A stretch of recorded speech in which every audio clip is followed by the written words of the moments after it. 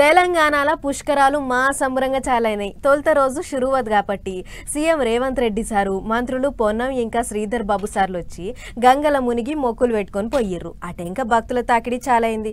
అయినా సరే ఎంతమంది భక్తులు వచ్చినా ఏ తిప్పలా కాకుండా అన్ని తీర్లా జాగ్రత్తలు తీసుకురు అధికారులు. మరి రెండో రోజు ఎట్లెట్లా అయ్యింది ఏం కథ అనేది ఒక్కసారి అట్లా పోయి అరుచుకునేద్దాం పారి.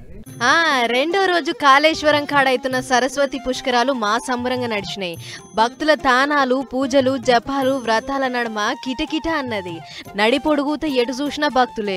అయితే పుష్కరాలు జరిగినన్ని దినాలు సంగమానికి రోజుకో పీఠాధిపతి వస్తారట. అంతేకాదు రోజుకో హోమం చేస్తుర్రట అయ్యగారులు. అటు భక్తుల సంఖ్య కూడా చిన్న మెల్లగా పెరుగుతుంది. పుష్కరాల ముచ్చట ఇంకా అంతటా తెలవలేదు కాబట్టి భక్తుల సంఖ్య ఓ మోపున పెరుగుతుంది. ఇక వచ్చినోళ్ళు వచ్చినట్లు గంగల మునిగి తానాలు చేస్తుర్రు. పసుపు కుంకుమలు జల్లి గంగకు హారతిస్తున్న భక్తులు కొబ్బరికాయలు కొట్టి పూజలు చేస్తుర్రు. అధికారులు కూడా వచ్చేటి భక్తులకు ఎసొంటి తిప్పలు ఉండొద్దని అన్ని తీర్ల జాగ్రత్తలు తీసుకుర్రు.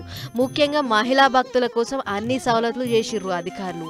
అందుకే 12 ఏళ్లకోసారి అవుతున్న మన పుష్కరాలకు పెద్ద ఎత్తున పోదాం, గంగమ్మకు హారతి పాడదాం అన్నట్టు ఎగబడిపోతుర్రు జనాలు. పిల్ల జల్ల ముసలి ముత్క వయసుతోని సంబంధం లేకుండా బళ్ళు కడుతుర్రు. కాబట్టి మీరు కూడా ఏమైనా పోయేది ఉంటే చిన్నగా ప్లాన్ చేసుకొని పోయిరండ్రి.